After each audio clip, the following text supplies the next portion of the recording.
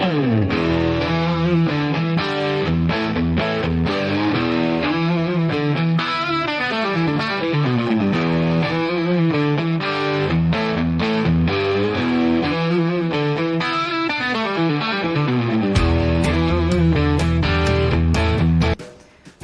to the Cal Fire Show. I'm Dr. Kelly Barron, and today I am thrilled, very, very thrilled, because I've already had conversations with Jen, and I'm excited to share her work. Jennifer Wren Tolo, who's also known as the Soul Connector. I mean, that's the coolest thing to be known as, I think. She is an award-winning health and wellness educator, renowned speaker, and transformational life coach who empowers women and young adults to take back their happiness and health. As a critical care nurse, and after experiencing life-threatening illnesses of really 2 of 4 sons, we need to talk about that as we get into this, she developed her signature method, the ABCs of stress management, and how to help her clients connect with their voice and the wisdom of their soul to leave survival mode behind and reclaim power over their life. So welcome, Jen. I'm very excited. As you can see, I'm very excited to have you on today and to jump into the things that you are working on and the wisdom and the guidance that you have for us and the listeners. So welcome again. Thank you. Thanks for having me on the show. I loved our conversation when you were on my show. So let's keep it everybody, going. You got to go listen to Jen's show. Go to her podcast too. We'll plug it at the end. But I had the privilege of talking with Jen, and it was an awesome conversation. But I wanted to jump right in today because something stood out, and I told you this on your website to me, and I might want to have it on a tote bag, maybe a bumper sticker, but I would like to talk with you and get your interpretation of you can learn to quiet the ego mind and let your soul shine.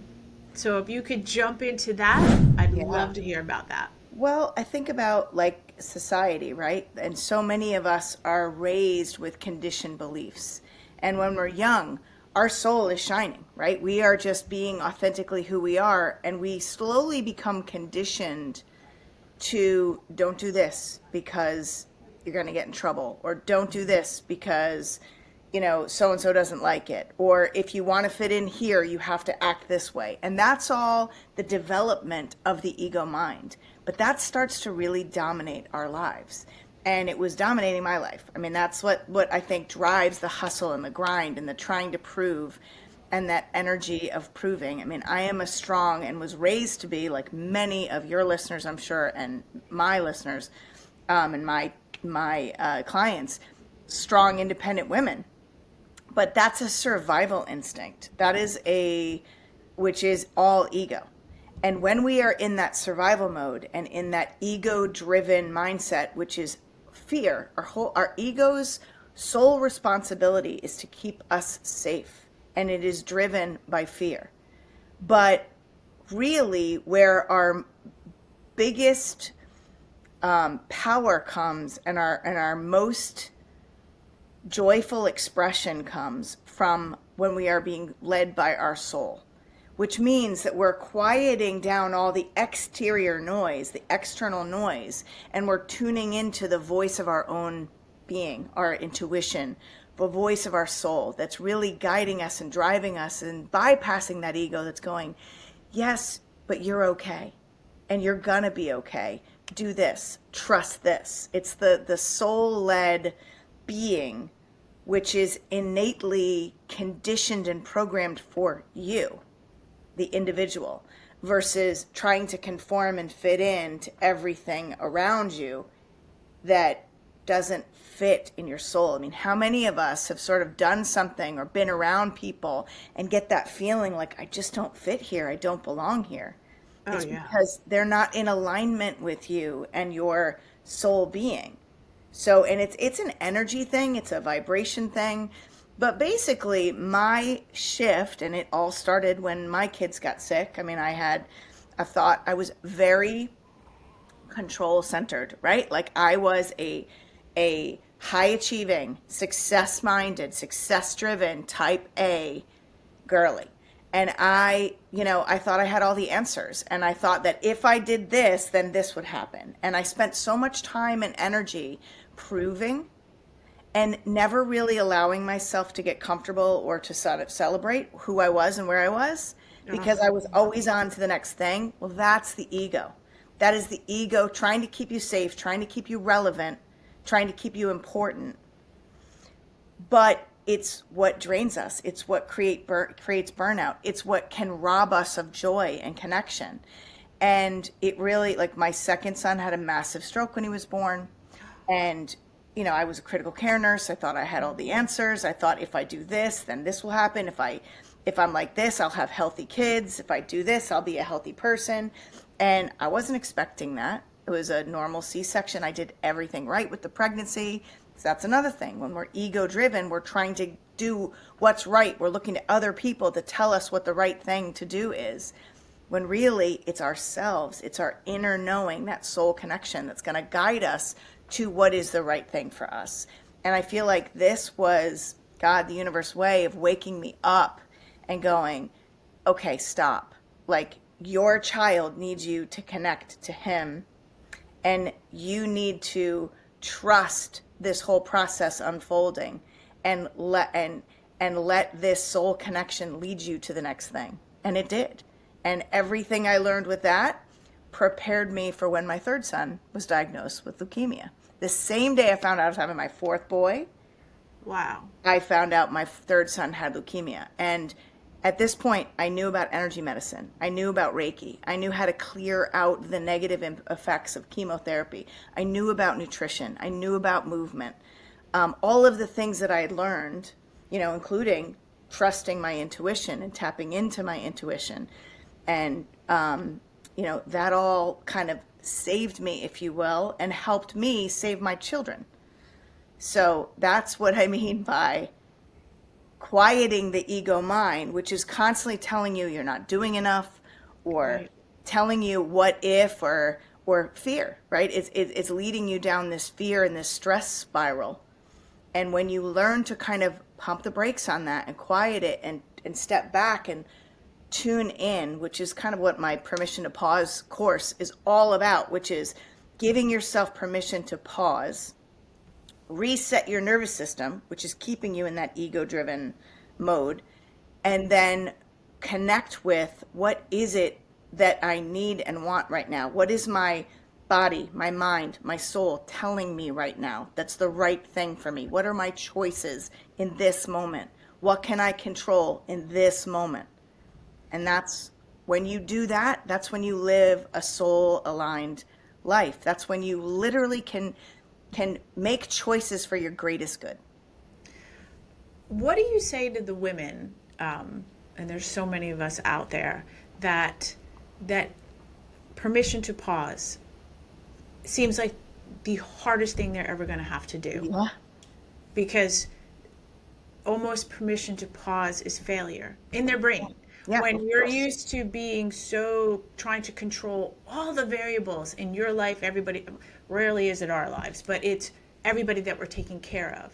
Right. And so, it's like the thing of resting or even taking a nap.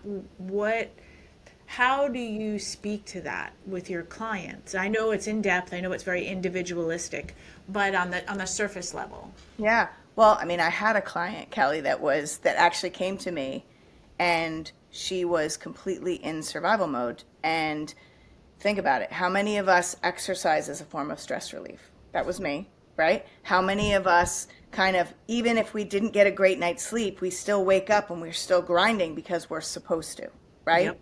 We're hitting the gym, or we're running intensely, or for me, doing these Tabatas and doing these high intensity workouts, even when I'm running on fumes. And what we don't realize is that is feeding the stress cycle. That is actually spiking the cortisol, which we talked about in my podcast with you, spiking the cortisol levels. It is actually counterproductive in our quest to be productive. We're actually pushing. So this client came to me, and she was, falling asleep behind the wheel almost. She was hitting a wall at 3:00.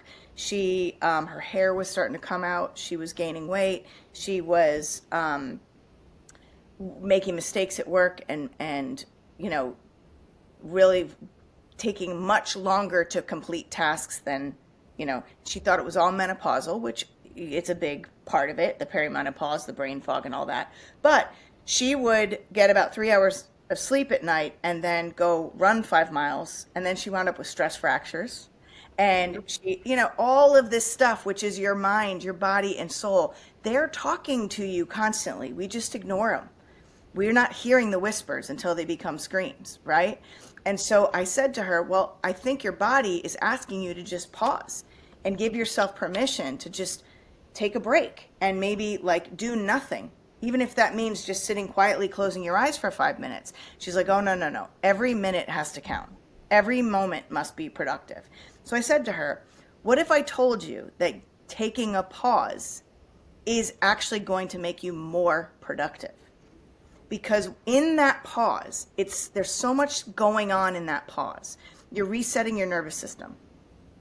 So you're getting out of the fight or flight, which actually is not helping with your brain's function. When you're in fight or flight, you cannot critically think. You cannot make soul-aligned decisions. You're not using your higher brain functions, right? You are in survival mode, so you are being triggered and reactive versus thoughtful and responsive. And so I said to her, by giving yourself permission to pause, you're resetting your nervous system so you can get into that or the parasympathetic nervous system, which is the calm, controlled, and then you can access that higher brain function. Then you can make really good decisions. You're resetting your energy. You're filling up that energy well that for many of us women, we just allow anybody to come and draw from it anytime. Oh, absolutely. Right, because we feel like we're being conditioned to believe that our worthiness is tied around our ability to show up and do for others, right? And so giving yourself permission to pause. I mean, there are amazing athletes that take naps before their games. And they do that because they know it's actually going to make them perform better. So why can't we do that if we know that there's power in that pause? And frankly, many of us say, well, I have too much to do. Well, that's part of the problem too. We have too many things on our to-do list. So what if we gave ourselves permission to pause, even for just 5 minutes, and do nothing and quiet our mind, whether it's a meditation, whether it's literally taking a little baby nap, whether it's, I have all sorts of mindful moment breaks, which are things like just breathing and connecting and resetting our nervous system, going outside for a quick little walk, right? Or just turning your face up to the sun. These are all ways that we can pause and reset our nervous system that's going to make us more productive, more purposeful, and more connected to ourselves and our life in the here and now. What about, I know, and I'm glad you kind of explained ego, because I'm sure when everyone first hears that, they think ego, that's all my bravado and how I think about, Yeah. Right. But when you understand the definition of ego and how you explained it, and then you have those of us that are just trying to conquer the world for everyone, trying to keep it all together, and they understand ego. They're very familiar with their ego. But how do they reach out and connect with their soul? Because it's very hard to do that. Yes. When you're so led by what you're saying, being overachieving, by finding self-validation in what you do for others. So how do we connect with our soul? Well, the first step is that pause, because if you're in this kind of frenzied doing, and I call it this autopilot doing, many of us are just running around doing all these things because we've always done them, but we kind of forget, why am I doing this? What's the purpose of doing this? Or am I even connected to what I'm doing? How many of us, I have older kids, I think your kids are all older now, Kelly, too. How many of us do things for our kids because it's just habit? And meanwhile, it's like, they don't even need it. They don't even want it. But here we are. And then we get mad because they don't appreciate it. And you're like, exactly. Nobody asked you to do that. So this is what I mean by that pause, and just kind of step back and go, what makes me happy? What do I feel excited about doing?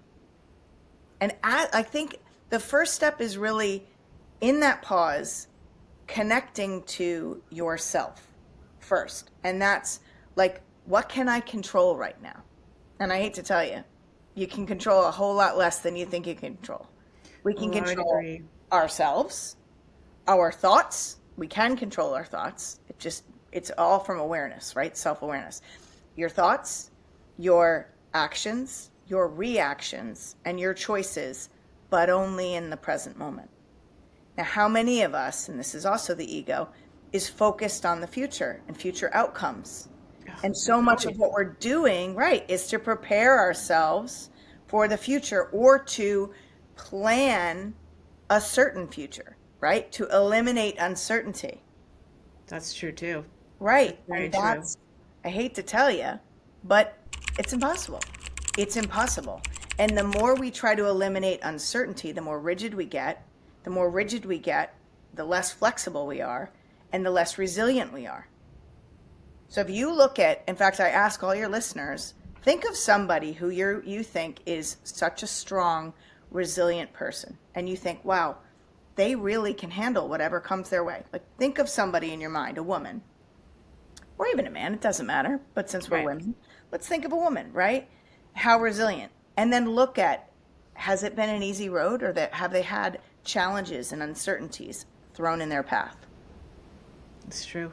And how do they handle it? They rise, right? They rise, they pivot, they figure out a different way of being. That was me. I mean, I had to figure out a different way of being. I had to figure out a different way of doing things. I mean, I was so busy taking care of everybody else and trying to make everything okay for everybody else that my health started to suffer. I call it my 911 moment. I thought I was having a migraine, and I was reading. I had 2 kids at school, and of course I told a friend of mine that I'd take her kids after school too, because yeah, because just that's what we wanna help do. her out. Yeah. Right. And I'm at home reading to my 2 younger ones, and I remember staring at the clock, just like, oh, I can't wait till nap time because I just need to close my eyes for a minute, because I was starting to feel a migraine come on. I get it, like pixels on the page. Right. And then I started to drop my speech. Then my tongue went numb and my arm went numb. And I thought, oh boy, this might be more than just a migraine. And my husband had called just to check in. He was away. And I couldn't even form sentences. And he was like, Jen, you got to call 911. And you know what my response was? I can't call 911. Who's going to watch the kids? Like, I don't have time for that. Right? Exactly. And so I had my husband called a friend who came over and watched the kids. I drove myself to the hospital. Yeah. Mm-hmm. So this was my wake-up call. Like, girl, you got to put your oxygen mask on. You have to take care of yourself, or you're not going to be around for your kids. And so that's really where I started to learn more stress management tools, and where my ABCs of stress management came, is because I realized that, like, stress was the root cause of so many of the physical symptoms, and that all of the things that I was doing to manage my stress, many of them were actually becoming hidden stressors. They were actually feeding the stress cycle, like my exercising intensely, like my lack of sleep, my staying up late to get my work done for my business, but then getting up early with the kids. Like, this was all not helping me and feeding this stress cycle. This constant grind and hustle, this proving energy wasn't serving me. It was actually making me show up less than 100%, right? I was given like 20%. So, And you know, people, and especially moms who are out there just doing for their kids. It's, you know, it's like the military. We got to get your bags, we got to get your clothes, we got to get to practice, we got to, and as they grow older. And I just spent a weekend in Colorado with my youngest son. He's 21. He's doing an internship out there for the summer. So I went out for the weekend, and I was in his territory. We had plans, we had an itinerary-ish loose, but we didn't make anything strict. I sort of just let him take the lead, and it was the most calm interaction my son and I have ever had. There wasn't like my tight, like, micromanagement, make sure everything's perfect for you, son, and it was just, woo, let's just go and do these things. And I turned my brain off, or I stopped listening to that voice that was trying to micromanage the situation. And if you said it in the beginning, they don't always need that. No. We think that we have to take care of them because we also think we can do it better. Right. But It sometimes, actually robs our connection with them when we are in that tight grip of control. And I found that with my kids. I mean, I used to be, because when my son got cancer, I was like, all right, everything is clean. I was like, my kids would call me the food Nazi because I was like very clean and very precise and very strict and very controlling about what my kids ate, what was around them. And let me tell you, when they're younger, you could do it. When they start to get older and have a mind of their own, it's actually, they're going to go the opposite way, some of them. right. And so I realized like that was actually impacting my ability to just kind of teach them how to flow and tune into like, how does my body feel when I eat this? So, yeah. And I mean, did you feel like your connection with your son was even deeper and greater because you were able to just be present? It was so much stronger. It was so, and you could tell from and I think we miss this with our children, or most of our children. When I'm in that rigid, controlling state, they are reacting back to me in a very rigid state. Their anxiety is through the roof. There's a reason why we have such anxious kids right now. There's a reason why we have ADHD rampant now in our kids. And it all starts from the adults. Right. And so in that moment when I was just relaxed, and I even got to the point where we stayed an extra night in the mountains, and I knew that was going to be a hard push to get all the way from the mountains down to the Denver airport. And I was like, I might miss my flight. But I turned that part of my brain off and decided, you know what? It's one life. I'm enjoying my time with my son. If I miss it, I miss it. Yeah. His persona or how he was reacting with me was so calm, so just like he was enjoying himself, and he wasn't so rigid.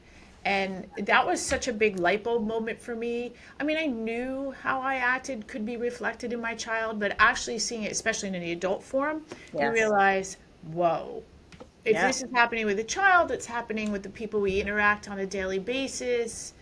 And that's really something that it's hard to break, but we need to be more mindful of. Yeah, you know what's interesting, Kelly? I was just listening to this, I forget if it was a podcast or something, or maybe it was just a news report. They were talking about how many people, including women, say the worst bosses they've had are female bosses. And I think part of that is that energy, right? That because so many of us feel like we've got to prove, and we feel like if we're lined up next to a man, we have to do more, we have to be more, we have to show up more. And you know, I don't want to get into whether or not that's a societal thing, but I know for myself, I definitely feel like I have to multitask. And in fact, my husband and I had this conversation. I'm like, if I went back and got a 9-to-5 job, I would still have to do everything. It would still be an expectation because my husband's a surgeon. He doesn't have as much flexibility. So one of us needed to be more flexible, and it just so happened that I was the one who took on that role. But if I went back to work full time in a 9-to-5 job working for somebody else, I'd still have to be the flexible one. Exactly. Oh yeah. Yeah. We put that on like a suit of armor.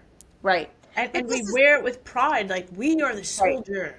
Well, I mean, and how many of us are strong, independent, and capable, but we don't always want to have to be. No, sometimes we just want to be a princess. Yes, I want to be taken care of, right? Right, exactly. And I mean, I'll be honest. I had surgery not a couple years ago where I couldn't do anything for about 6 weeks. I couldn't lift anything. I couldn't do anything. And it was very vulnerable to be in that for me, who does everything for everybody else. And so I would ask people that are listening, can you let others help you? Because many of us women can't. And yet that's one of the most powerful things that I've learned is it doesn't make me weaker to let others help me. It helps me focus on what's truly important and what only I can do. Which for me at the time was raise my kids, be there for my kids, help them through their challenges, right? And some of the work even that I do, like I have an assistant, but I delegate to her kind of the things that anybody can do, but the things that are really important to me, I hold on to. Right. So it's really that prioritizing what is it that I find joy in doing, that I feel like only I can do this because it's really important to me and I know I've got a certain way of doing it? And then you hold on to that. But the other stuff you start slowly letting go of. And that's when you can start to relax a little bit more, prioritize things like you prioritized your son and being present. And, I've learned very quickly our kids need our presence more than they need our perfection. They don't care about perfection. No, they don't. They care about our presence. And our presence is one of the most transformational things we can give to our kids. That's what creates healthy, grounded, resilient kids. Now, I don't mean our hovering presence, our micromanaging presence. Right. But our, I see you.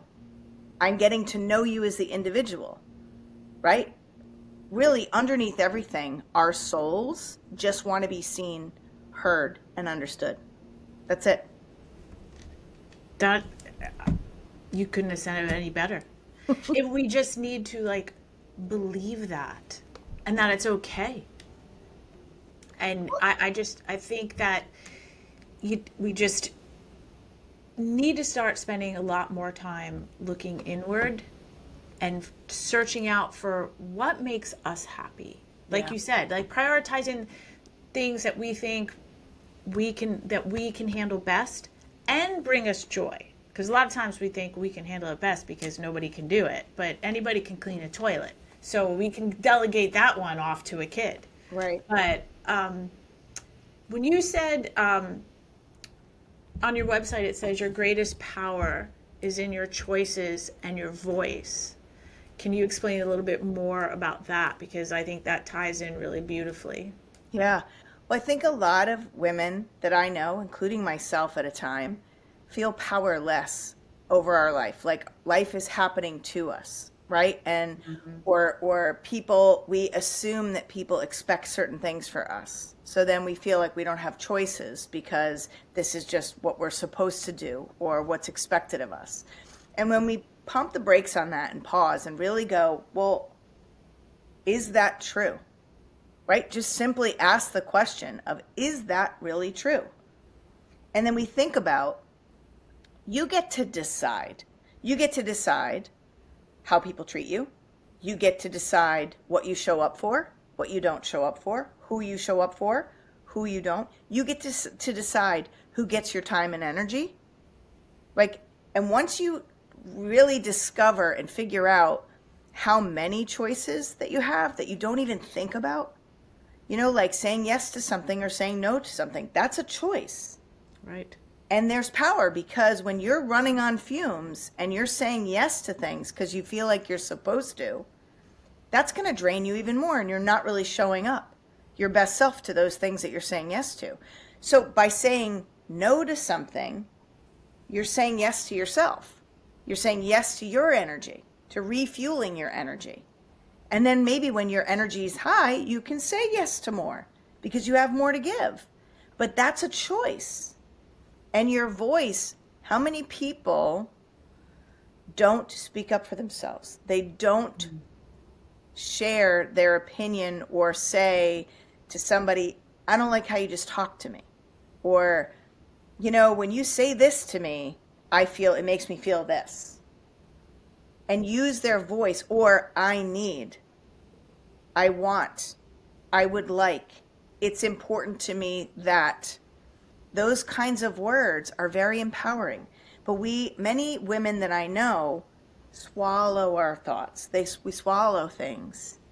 And we don't want to show. In fact, I just did a survey on LinkedIn, and it was talking about the emotions that we hide. And the two highest emotions that women tended to hide were sadness and disappointment. Not anger, but why is that? To me, sadness and disappointment is, in my world, I would feel like I don't want to let someone down. Yep. I don't want to hurt someone. But I don't want to hurt someone. This is how twisted we get in our brain. I don't want to hurt you because you hurt me, and telling you is going to make you feel bad, even though I feel bad. Right. And I would like you to stop. Because I'm not worthy. And it comes down to worthiness. Yes, I'm not worthy. I'm not worthy of being happy. And so how many of us women were taught to smile. Put on a smile. Smile. Put on a happy face. You get what you get and you don't get upset. Oh, yeah. Right? All of this conditioned beliefs, which is ego-driven beliefs, to conform, to fit in, to not rock the boat, right? To not be in danger of being cast out of the tribe, right? Right. And back in the day, you needed the tribe to be able to survive. Well, we don't anymore. And we have to trust that our worthiness is in our being, not in our doing. Well, boundaries, right? Oh, yeah, which a lot of people struggle with. I know that you have a lot to say on boundaries. And it's like one of the hardest. I'm terrible with boundaries because it goes back to I don't want to set a boundary that I feel I need because that might make you upset. Right, right. And then what happens when we make somebody upset? Yeah, well. Do they not love us anymore? Are we not worthy? We're not worthy. They don't love us. We're a terrible person for putting a boundary. Well, and think about how many people, when they do set up a boundary or say no, like saying no is one of the biggest boundaries, right? Somebody asks you to do something and you say, I'm sorry. You know, there are nice ways to say no. Like I have a Power of You ebook that I talk about the five graceful ways to say no. Because and I think it's really, when you look at boundaries, it's really shifting the way that you are thinking about yourself and your energy. And so there are things that are energy givers and there are things that are energy drains. And if you think about, okay, you have, let's say, $100 of energy a day to give. Now, if one day you're giving more than 100%, right, or $100 of energy out, then you're in a deficit. Right? Then you're like your bank account is minus. And if you don't do anything to build that bank account back up, then you're going to wind up with nothing, with zero. And when you have zero, that means you have zero energy. That's burnout, people. That is burnout. And so when you think about being more, I think of boundaries as being more discerning about what you give your time, energy, and attention to. And understanding, I mean, Brene Brown talks about this, about, you know, she and her husband will have a conversation, and if she comes home and her energy's at like 20% and her husband's at 40%, they're like, well, combined, we can't get to 100, so we got to take some stuff off the table. We got to say no to some things. Right. But if her husband's higher than she is, then he can be like, okay, I got you, I'll cover you. So this is where like self-awareness is really important. Like, where are you energetically? What if you're saying yes to things or letting people do things that actually secretly build resentment inside of you, that's even more of an energy drain. You hit that huge, because I can attest to that. I know, and then I get upset because we all do it. Yeah, I get upset because I'm being resentful, but which then creates another circle of hell. But yes, it's almost... And that's where you're giving your power away, though. That's where you're not using your choice, or you're choosing to say yes, but you're not using your voice because you're suppressing what you really want to say. Right. So what you're doing is you're giving your power away to other people, and then you're getting angry because they took your power from you. Exactly. Oh no, my friend, you gave it to them. You gave your power away to that situation. Just like, I mean, I say this to one of my kids all the time. When my youngest can be a little, he's witty, he's smart, he's super confident, and he just loves to slam his brothers. Like he'll say stuff, and my third son is very sensitive, and so he'll start to get upset, and I'll be like, stop giving him your power. You are throwing softballs up for him, and He's pushing it, and then you're getting upset because why is he doing this? What do you expect him to like put the bat down and walk away because he doesn't want to hurt your feelings? You're choosing to play. And when you choose to play, you don't get to choose what's coming at you. You get to choose what you step up to the plate for, and you get to choose what you step away from. And if you don't like what's happening, then use your voice to tell them speak your truth. Right? And that's what people don't understand.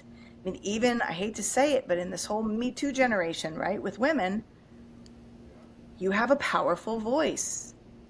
The word no, without feeling guilty, because you know that you are protecting yourself. And that's where the discernment comes. What is in my best good? Is it in my best good to say yes or no to this situation? Is it in my best good to be silent? Or is it in my greatest good to speak up?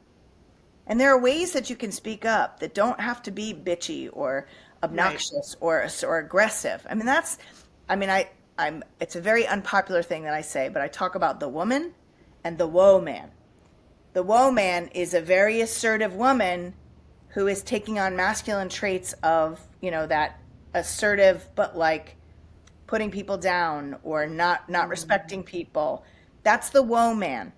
Women have an innate feminine energy to them. Men have feminine energy too. We have both. Yeah, we have both. But one of the things that I think the nurturer part of the female is we want to help people succeed.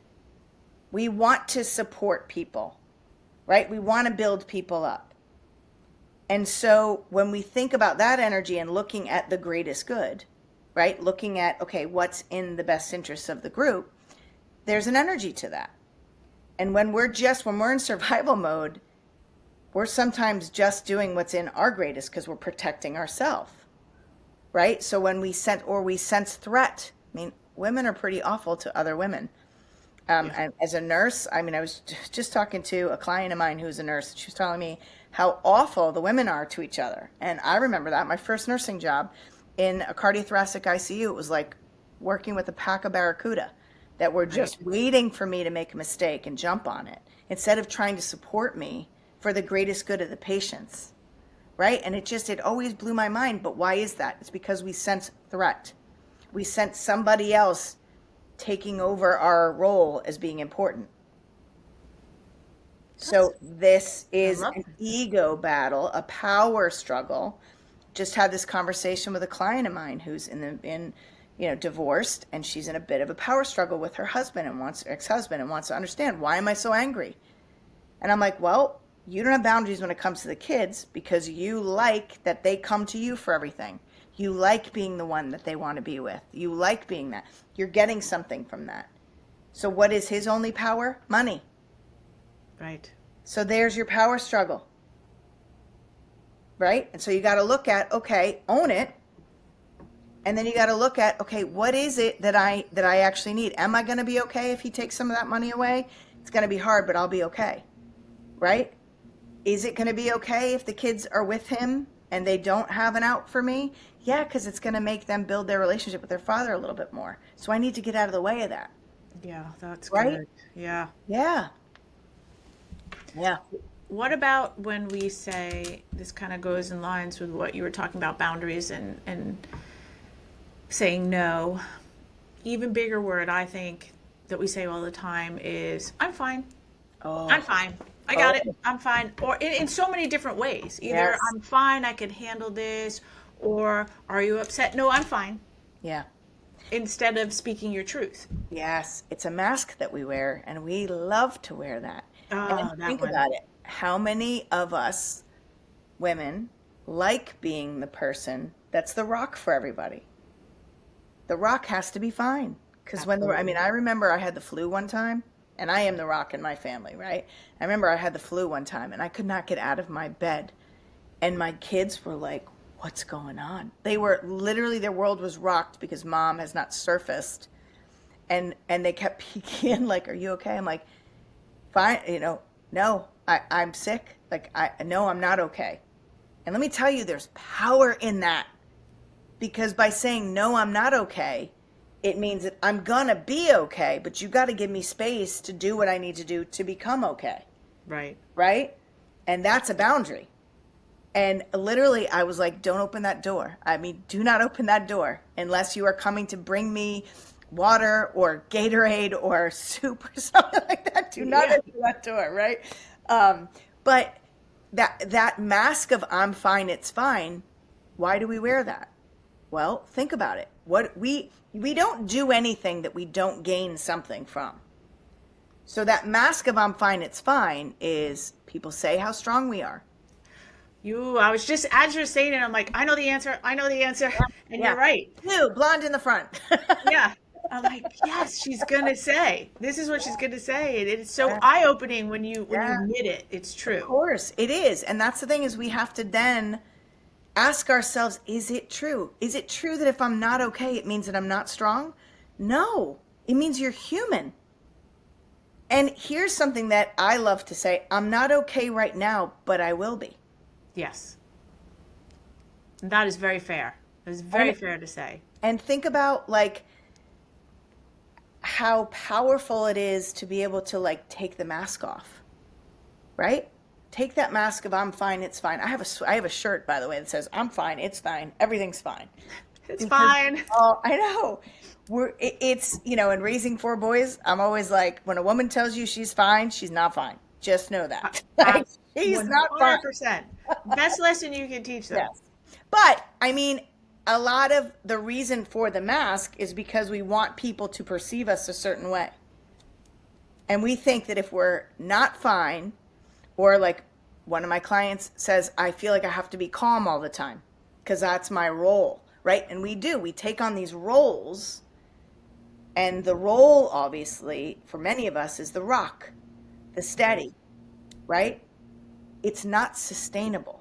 And so and this is like a big thing that I do with my clients is talking about expectations and realistic versus unrealistic expectations that we have on ourselves, but that we also then project to others.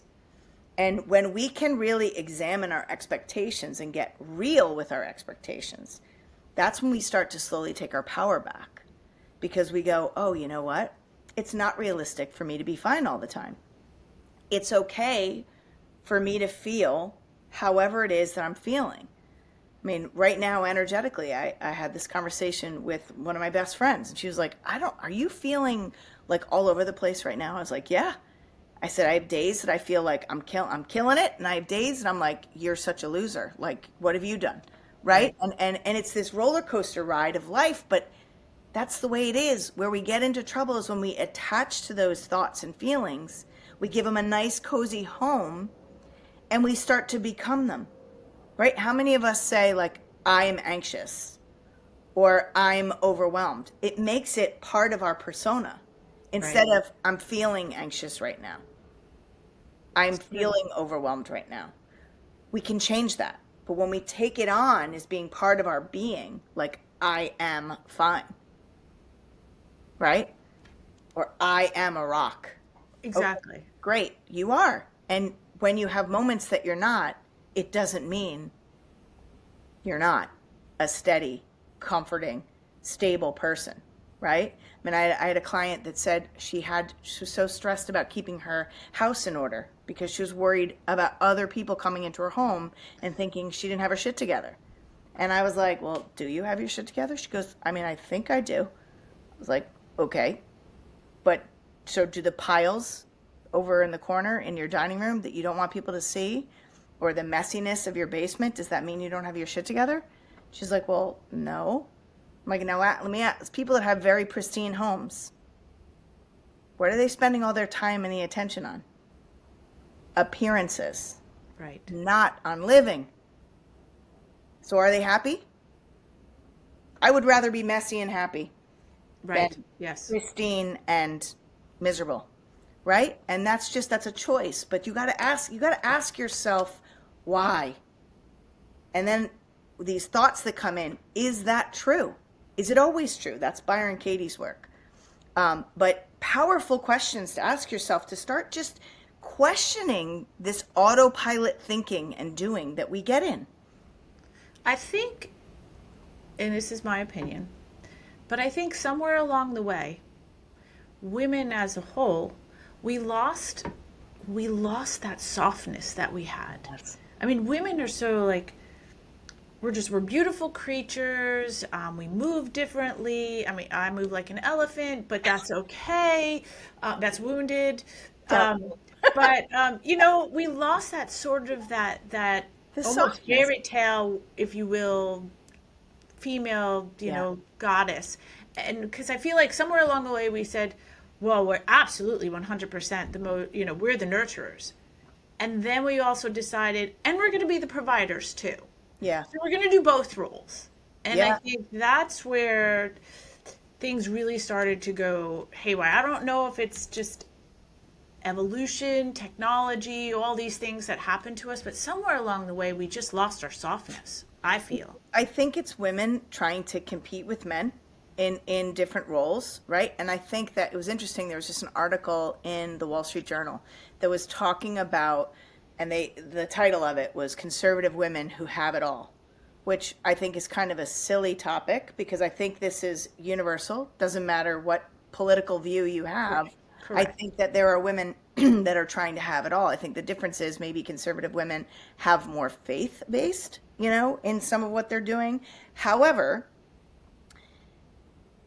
I don't believe women can, quote unquote, have it all, just like I think men can't have it all, because there's a price to pay, right? You can have it all to a certain degree, right? But you are constantly making choices. So some of these women, like they were following some congresswomen that had just had babies, and I don't even know the names. One of the president's cabinet members just had a baby, was pregnant when they went into the Oval Office, and she was talking about, I'm like, that's great. And I'm not at all, if that's something that's really important to her to have this opportunity, that's awesome. But there is a price to pay, which means that she's not, they do say that first 3 years of a child's life is the most important time Yep. for maternal child bonding. So you're making a choice, right? And it's great if you have somebody at home supporting you.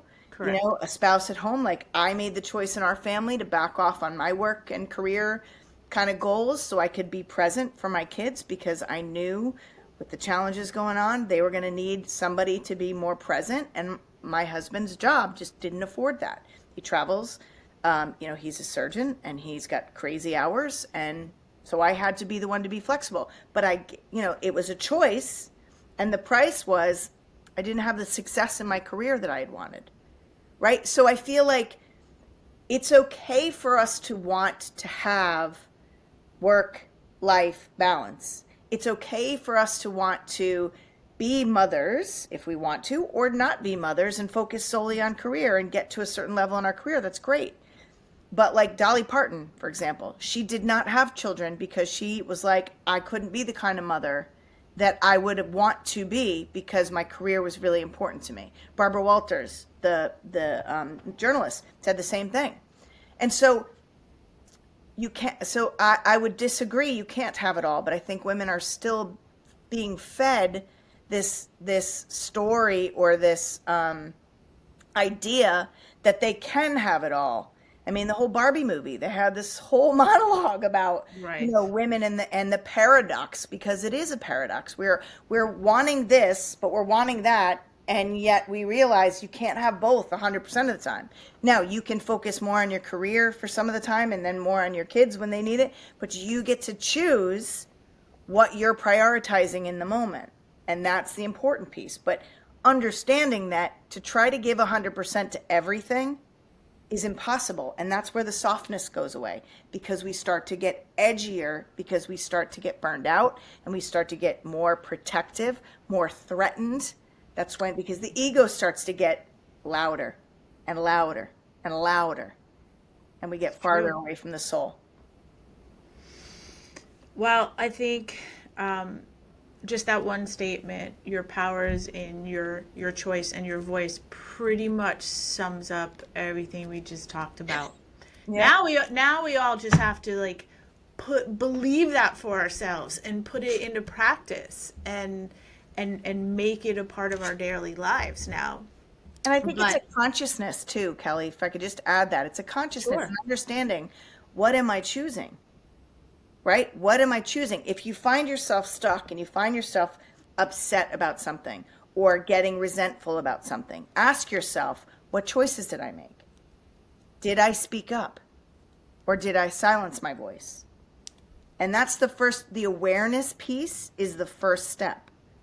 And then change can happen. But if you're not even aware of when you're not making good choices for yourself or when you're silencing yourself, then you don't even know how or why you've given your power away. Well, I think what I love about what you've talked about this whole time, without even saying it, there, there's accountability. I love accountability. Me too. So we actually, if we start looking at, we can't play the blame game or the woe is me because I'm burning out and I've done all, like you said, I've given my energy away and everybody wants a piece of me. But the way that you've described it, and I especially loved like the dollar bills, the $100 bills. While you were saying that, I was picturing, remember when you were in school, not Lego blocks, but they look like a shoebox, those blocks, those fake blocks we all played with. I imagine, and this for me was the best way to picture it, was I had 100 of those blocks.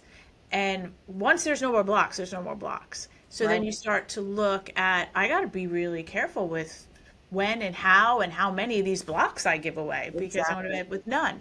So saying like we have to take accountability of who we give that away to. Yep. So again, power, as you said, is in your choices and voices, in your voice. It really comes down to what we've given away versus who's taken it from us. Exactly. No one can take anything you don't freely give. No, that's such a light bulb. I love this conversation. That's such a huge light bulb. And I like the fact that it has accountability, that we're not just, helpless beings. We're actually, that shows how strong we are because it shows we have the power to give or not give to you. Mm-hmm. So. And again, and I feel like so many of us are worried about being labeled something or being, upsetting somebody by saying no. But here's the thing, it's like when you constantly give, you're less available. You are making it harder and harder for people to, it's like the purity of your water gets diluted, right? And when you're not around, like I know my kids need me. Like they need me. Even when they're older and they're grown, they're still going to have, I am their sort of, their check-in, right? I am the lifeline. Yeah, I'm the lifeline. Like the phone a friend, that's me. And if I'm not around, right, because I've burned myself out, and I see this in a lot of women that feel like now their kids are out of the house and they're like, now what do I do? And they start to lose themselves. Mm-hmm.